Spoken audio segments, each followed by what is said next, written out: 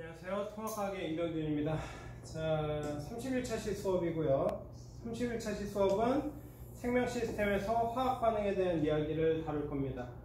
생명 시스템에서 화학 반응을 이야기할 거고요. 오늘의 학습 목표인데요. 생명 시스템 유지에 필요한 화학 반응에는 생체 촉매가 관여한다는 것을 설명할 수 있다. 그래서 두 가지이죠. 생물학적인 촉매가 있다라는 것입니다. 그래서 이 생체 촉매 역할을 하는 것이 우리 효소라고 불리는 녀석인데요. 효소의 역할에 대해서 이야기할 수 있다라는 거고, 일상생활에서 효소가 이용되는 사례를 발표할 수 있다라고 되어 있습니다. 자, 그러면 살펴볼 건데요. 효소의 특성입니다. 효소는 자동차의 터보 엔진이다. 그리고 왜냐하면 효소는 화학 반응이 더 빠르게 일어나게 하기 때문이다 라는 건데, 위쪽은 좀 무시하고 별로 공감 가진 않아요. 요거에 초점을 맞추면 됩니다. 효소는 화학 반응을 빠르게 일어나게 한다 라는 거. 그래서 요 내용을 좀 이야기할 겁니다. 자, 물질대사인데요. 물질대사라고 하는 현상 자체는, 물질대사는 생명체에서 일어나는 모든 화학 반응 중에 오만해서 일어나면 그게 곧 물질대사입니다. 물질대사가 일어나면 이 물질대사에 따른 에너지 출입이 발생한다라고 보면 돼요. 그래서 에너지를 흡수하는 물질대사도 있고 에너지를 방출해주는 물질대사도 있는 겁니다. 자, 작은 분자를 큰 분자로 합성하는 반응이 있는데 대표적인 예가 광합성이 되겠죠. 광합성은 산소랑 그리고 이산화탄소와 같은 물질들을 이용해서 포도당이라고 하는 비교적 큰 물질을 만들어내는 과정입니다. 자, 그리고 큰 분자를 작은 분자로 다시 분해하는 반응이 있는데요. 세포호흡입니다. 세포호흡은 반대로 포도당을 가져다가 다시 산소와 그리고 이산화탄소로 분해하는 과정입니다. 앞에 개수는 맞춰보세요. 화학반응식에 맞춰가지고. 자, 생명체 밖에서 일어나는 화학반응과 물질대사의 그 대표적인 예인데요. 둘 다 포도당을 최종 단계인 탄소와 물, 그리고 아니죠, 포도당에 잘못 얘기했네요. 여기에 산소를 더해주는 것이죠. 미쳤네요. 물이 아니죠? 물이 아니고 H2, 산소가 아니라 물이죠. 이렇게 하는데 뭔가 좀 이상하더라니. 자, 그래서 요겁니다. 요거 포도당에다가 산소를 공급해서 궁극적으로는 이산화탄소랑 물로 바꿀 거다라는 거예요. 이것이 세포 내에서도 일어날 건데 궁극적으로는 똑같습니다. 포도당에다가 산소를 공급해서 이산화탄소와 물로 바꾼다라는 것이죠. 생명체 밖에서 일어나는 과정, 산소랑 결합하는 과정을 우리는 연소라고 부르고, 연소에서는 에너지를 단 한 번에 방출합니다. 그래서 많은 양의 열을 발생시키는 것이죠. 근데 열이 나면 그 결과 온도가 올라가요. 이게 문제입니다. 왜 문제냐면 우리 몸은 세포로 구성되어 있고, 세포를 구성하는 데 있어서 굉장히 중요한 역할 중에 하나가 단백질인데, 온도가 올라가면 단백질은 변합니다. 온도가 올라가면 단백질의 특성이 변하고, 그러면 우리는 생명활동을 유지할 수가 없게 돼요. 자, 그렇기 때문에 이 열이 한꺼번에 방출되는 것을 여러 단계에 걸쳐서 조금의 에너지로 나눠서 방출한다라고 생각하면 될 거예요.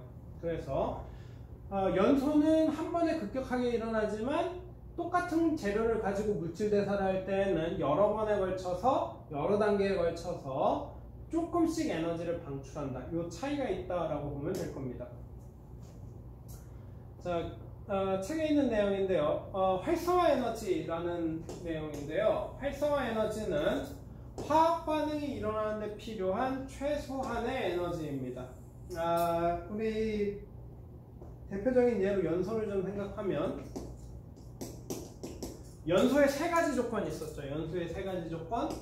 탈물질, 그리고 산소, 그리고 마지막 하나가 더 있었습니다. 그것이 바로 발화점 이상의 온도가 필요했었죠. 그래야 연소가 일어났었잖아요. 이때 활성화 에너지라고 하는 것은 연소라는 것을 일으키기 위한 이 에너지를 지칭하는 겁니다. 그래서 이 활성화 에너지가 정해져 있어요. 물질마다 정해져 있는데 이 활성화 에너지를 낮추면 필요로 하는 온도가 낮아지겠죠. 그래서 화학 반응이 좀 더 수월하게 일어날 수 있을 겁니다. 이때 활성화 에너지를 조절해서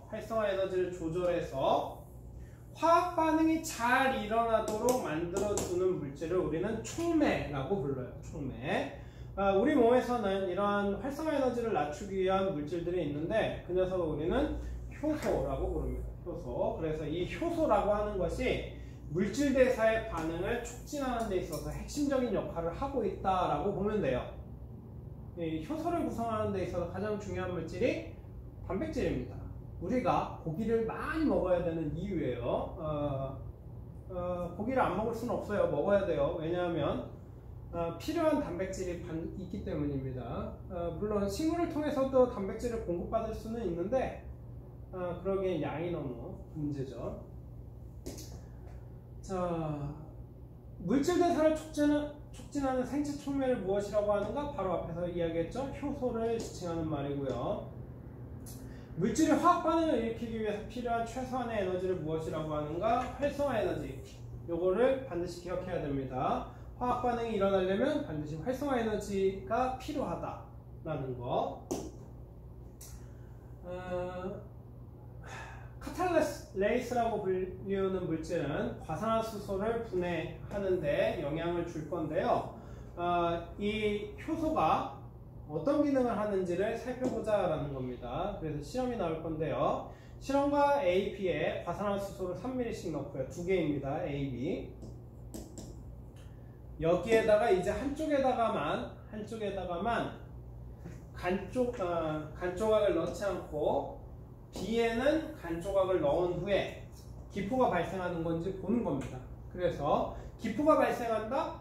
뭔가 화학적인 변화가 나타났다라고 볼 수 있겠죠. 그래서 생간이 들어간 거, 들어가지 않은 거를 비교해 볼 건데요. 향에 불을 붙였다 끈 후 꺼져가는 불씨를 시험관에 각각 넣고 불씨의 변화를 관찰한다라는 겁니다. 꺼져가는 불씨를 다시 살리기 위해서 필요한 건 산소죠. 그래서 불이 다시 살아난다? 산소가 많구나 생각하면 될 거고요. 불이 그대로 꺼진다? 산소가 없다. 뭐 이렇게 생각하면 될 겁니다. 자, 그러면 실험 결과인데요. 요거죠.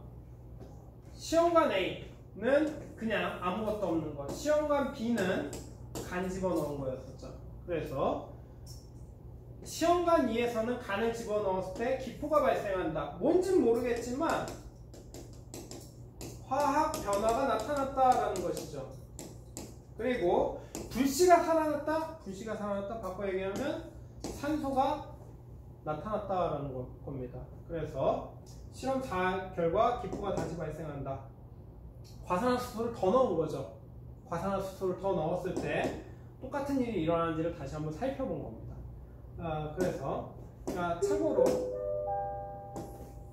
이 내용은 5분 뒤 신청 가출에서 교직원 회의가 있겠습니다. 다시 한번 알려드립니다. 간의 변화가 없다라는 것을 나타내기 위한 실험 결과입니다. 자, 그래서 기포는 세 번째에서 불 키워준 거 보면 산소였을 것이다 라고 알 수 있고요. 시간 관계상 조금 빠르게 진행될 것 같습니다. 위 실험에서 알 수 있는 카탈레이스의 작용을 설명해보자. 과산화수소를 산소와 물로 분해하는데 결정적인 역할을 했다라고 보면 될 겁니다. 자, 4에서 결과에서 알 수 있는 효소의 특성을 설명해보자.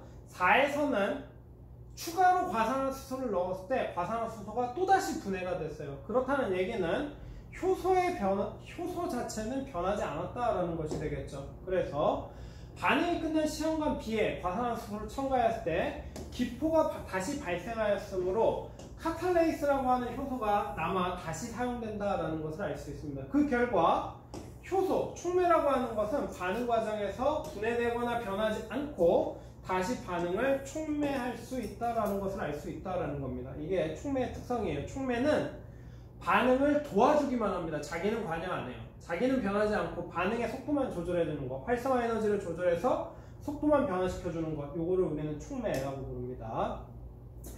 자, 과산화수소는 생명체에서 세포막과 유전물질을 손상시킬 수 있다. 만약 생명체에 카탈레이스가 없다면 생명 시스템에 어떤 영향을 받을지 여기 나와 있죠. 세포막과 유전물질을 손상시킬 겁니다. 끊임없이. 그러니까 저 녀석이 다시 세포막을 손상시킬 수 없는 물과 산소로 나눠줌으로 해서 세포를 안정화시키는데 도움을 주고 있다라고 이야기하면 되겠죠. 자, 효소의 기능인데요. 생명현상에서 효소가 어떤 기능을 하는지 써보자.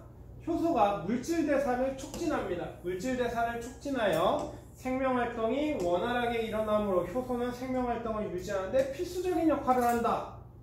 효소를 구성하는 데 있어서 제일 중요한 녀석은 단백질이다. 단백질을 원활하게 공급하지 않으면 우리 신체는 문제가 발생합니다. 효소가 부족해져서. 자, 개념 정리하기인데요. 생명체에서 일어나는 화학 반응, 이것을 우리는 물질대사라고 불렀고요. 효소는 활성화 에너지를 낮추어 화학 반응을 촉진한다. 그래서 화학 반응, 물질대사라고 했었죠. 효소가 있기 때문에 우리 몸에서 다양한 물질대사가 안정적으로 일어날 수 있는 겁니다. 자, 그래서 효소는 특정 반응물과 결합하여 촉매작용을 하며 반응 과정에서 변하지 않아 촉매작용을 반복할 수 있다라는 거 기억해두면 될 겁니다. 자, 스스로 해결하기인데요. 생명체에서 일어나는 물질 대사가 생명체 밖에서 일어나는 화학 반응보다 낮은 온도에서 일어날 수 있는 까닭 촉매였었죠. 그리고 이 촉매를 우리는 생체 촉매를 효소라고 불렀습니다. 효소에 대해서 설명할 수 있으면 될 겁니다. 그래서 조금 빠르게 진행됐지만 31차시 수업은 여기까지고요. 다음 시간에는 이 내용을 조금 더 생명 시스템에서의 정보의 흐름이 아마 아닐 겁니다. 오늘 했던 내용을 조금 더 자세하게 다루는 그런 시간을 좀 가질 것 같습니다. 자, 그러면 31차시 수업 여기서 마치겠습니다.